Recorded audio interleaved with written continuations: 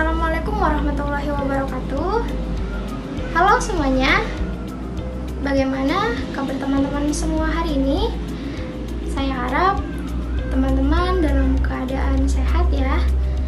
Pada video kali ini, saya Rani Wahyuni bersama rekan-rekan saya dari kelas BK22C2 Kasiti Habirubiah, Nur Konita Safira, dan Muhammad Rizik Yahya dari kelompok 2 untuk mata kuliah metodologi penelitian kualitatif akan mengajak teman-teman semuanya untuk belajar dan mengenal mengenai teori perspektif teoritis dan grounded theory. Pada video kali ini akan ada beberapa pembahasan, diantaranya pertama mengenai apa itu perspektif teoritis, yang kedua tipe-tipe penelitian kualitatif, dan yang ketiga adalah teknik pengumpulan data. Assalamualaikum warahmatullahi wabarakatuh. Perkenalkan, nama saya Siti Habirubiah. Di sini saya akan menjelaskan tentang perspektif teoritis. Perspektif teoritis adalah penelitian kualitatif yang perlu berpijak pada epistemologi tertentu untuk menjawab pertanyaan penelitian dan menghasilkan temuan penelitian yang sesuai. Perspektif teoritis memadu penciptaan kerangka teoritis. Kerangka teoritis yang digunakan untuk melihat pertanyaan penelitian dan dapat menginformasikan metodologi, pengumpulan data, analisis, dan interpretasi temuan. Dalam penelitian kualitatif, perspektif teoritis memainkan peran penting dalam memadu proses penelitian dan menafsirkan temuan. Bagian ini akan memberikan gambaran singkat tentang perspektif teoritis untuk dalam penelitian kualitatif. Kemudian di sini ada persepsi dan teori. Persepsi adalah suatu kerangka konseptual, suatu perangkat asumsi, nilai, atau gagasan yang mempengaruhi persepsi kita, dan pada gilirannya mempengaruhi cara kita bertindak dalam suatu situasi. Kemudian ada teori. Teori adalah seperangkat gagasan atau konsep, definisi-definisi, dan proposisi-proposisi yang berhubungan satu sama lain yang menunjukkan fenomena-fenomena yang sistematis dengan menetapkan hubungan-hubungan antara variabel-variabel dengan tujuan untuk menjelaskan dan meramalkan fenomena-fenomena. Kriteria terhadap teori yang digunakan sebagai landasan dalam penelitian ada 3, yaitu 1. Relevansi, 2. Kemutakhiran, dan 3. Keaslian. Kemudian, fungsi teori dalam penelitian ada 3, yaitu 1. Menjelaskan, 2. Meramalkan, 3. Pengendalian suatu gejala. Para peneliti kualitatif menggunakan teori dalam penelitian untuk tujuan-tujuan yang berbeda. Di antaranya, 1. Dalam penelitian kualitatif, teori seringkali digunakan sebagai penjelasan atas perilaku dan sikap-sikap tertentu. 2. Para peneliti kualitatif seringkali menggunakan perspektif teoritis sebagai panduan umum untuk meneliti gender, kelas, dan ras. 3. Dalam penelitian kualitatif, teori sering digunakan sebagai poin akhir penelitian. Dengan menjadikan poin terakhir penelitian, berarti peneliti menerapkan proses penelitiannya secara indukatif yang berlangsung mulai dari data, lalu ke tema-tema umum, kemudian menjadi teori atau modul tertentu. Ya baik, saya akan membacakan tipe penelitian kualitatif. Tipe penelitian kualitatif terbagi menjadi 5. Yang pertama, tipe penelitian etnografi. Yang kedua, tipe penelitian fenomenologi. Yang ketiga, tipe penelitian iterationis. Yang keempat, tipe penelitian grounded theory. Yang terakhir, tipe penelitian kritisisme. Penelitian kualitatif melakukan deskripsi dan interpretasi dari budaya atau kelompok sosial atau sistem. Penelitian ini menguji sekelompok manusia yang diobservasi dan mempelajari pola perilaku, kebiasaan, dan cara hidup. Suatu gambaran cara hidup dari hasil identifikasi sekelompok manusia sangat dekat berhubungan dengan ilmu antropologi. Riset kualitatif tipe ini berfokus terhadap budaya dan bagaimana manusia saling berinteraksi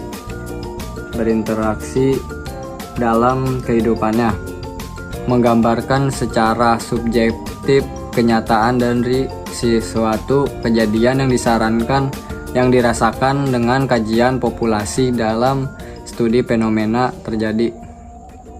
Tipe penelitian kualitatif melakukan pemahaman secara baik dari faktor pengalaman melalui simbol-simbol yang dapat diartikan dan dapat dipahami melalui budaya, melalui adanya suatu interaksi.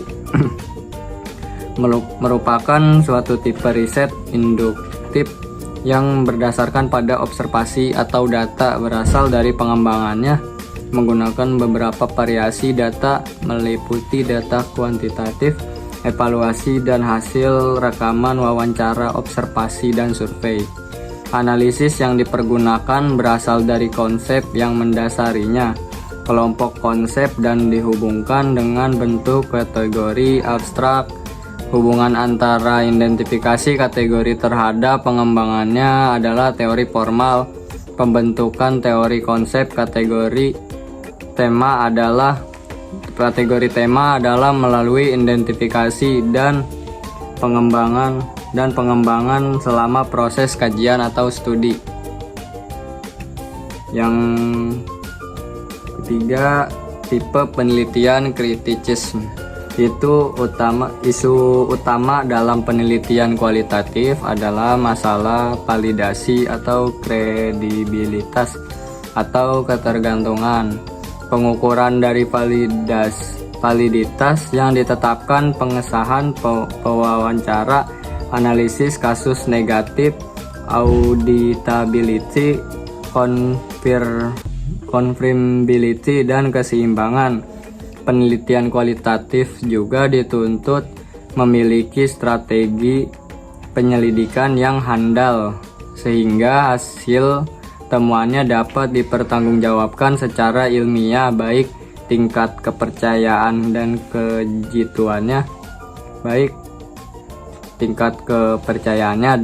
kejituannya, Bahasan selanjutnya yaitu ada penelitian data. Yang pertama ada studi dokumen atau teks. Studi dokumen atau teks merupakan kajian yang menitik beratkan pada analisis atau interpretasi bahan tertulis berdasarkan konteksnya. Bahan bisa berupa catatan yang terpublikasikan berupa teks, surat kabar, majalah, surat-surat, film, catatan harian, naskah, artikel, dan sejenisnya. Untuk memperoleh kredibilitas yang tinggi, peneliti dokumen harus yakin bahwa naskah-naskah itu harus otentik. Penelitian jenis ini bisa juga untuk menggali pikiran seseorang yang tertuang di dalam buku atau naskah-naskah yang terpublikasikan. Para pendidik menggunakan metode penelitian ini juga untuk mengkaji tingkat keterbacaan sebuah teks atau untuk mengkaji tingkat pencapaian pemahaman terhadap topik tertentu dari sebuah teks. Selanjutnya yang kedua ada pengamatan alami. Pengamatan alami merupakan jenis penelitian kualitatif dengan melakukan observasi menyeluruh pada sebuah latar tertentu tanpa sedikit pun mengubahnya. Tujuan utamanya ialah untuk mengamati dan memahami perilaku seseorang atau kelompok orang dalam situasi tertentu. Misalnya, bagaimana perilaku seseorang ketika dia berada di kelompok diskusi yang anggotanya berasal dari latar sosial yang berbeda-beda, dan bagaimana pula perilaku dia jika berada dalam kelompok yang homogen. Peneliti menggunakan kamera tersembunyi atau instrumen lain yang sama sekali tidak diketahui oleh orang yang diamati. Peneliti bisa mengamati sekelompok anak ketika bermain dengan teman-temannya untuk memahami perilaku interaksi sosial mereka. Selanjutnya ada wawancara terpusat. Penelitian jenis ini dimaksudkan untuk menjawab pertanyaan yang sudah didesain untuk mengetahui respons satir atas isu tertentu. Di Ada seperti kuesioner yang pilihan jawabannya sudah tersedia. Penelitian ini memberikan kebebasan kepada subjek untuk menjawab pertanyaan sesuai maksud mereka. Dengan pertanyaan yang tidak terstruktur dan terbuka, penelitian ini sangat fleksibel untuk memperoleh respon yang muncul dengan cepat atas sebuah isu. Pertanyaan pun bisa berkembang sesuai situasi yang terjadi. Para pendidik bisa menggunakan penelitian jenis ini untuk mengetahui pendapat mereka tentang hubungan siswa yang memiliki ras atau asal-usul yang berbeda yang ada di sebuah sekolah. Yang terakhir ada ground theory. Jenis penelitian ini dimaksudkan untuk mengembangkan teori dari fenomena sosial berdasarkan data lapangan. Pengalaman bergulat dengan data akan melahirkan pemahaman, pertanyaan, dan hipotesis yang memandu peneliti untuk memusatkan perhatian pada isu tertentu. Karena itu, semakin kaya data, peneliti semakin memperoleh insight yang tajam dan mendalam tentang isu yang diteliti. Pertanyaan penelitian dipertajam setelah peneliti melakukan pengumpulan data di lapangan, disebut ground, sebab teori dilahirkan untuk data, bukan dari teori yang lain yang sudah ada sebelumnya. Nah, kita sudah sama-sama menyimak penjelasan mengenai perspektif teoritis dan grounded theory. Pada kesimpulannya, perspektif teoritis adalah pendekatan yang digunakan untuk menganalisis fenomena sosial dengan menggunakan teori yang ada. Sedangkan grounded theory adalah metode penelitian yang digunakan untuk mengembangkan teori baru berdasarkan data yang dikumpulkan. Keduanya memiliki peran yang penting dalam memahami dan menjelaskan dunia sosial, tetapi memiliki pendekatan yang berbeda dalam hal penggunaan teori yang ada dan pengembangan teori baru. Terima kasih untuk teman-teman yang sudah menonton video ini. Saya harap video ini bisa bermanfaat khususnya untuk saya dan untuk teman-teman semuanya. Saya akhiri, sampai jumpa di video selanjutnya. Wassalamualaikum warahmatullahi wabarakatuh.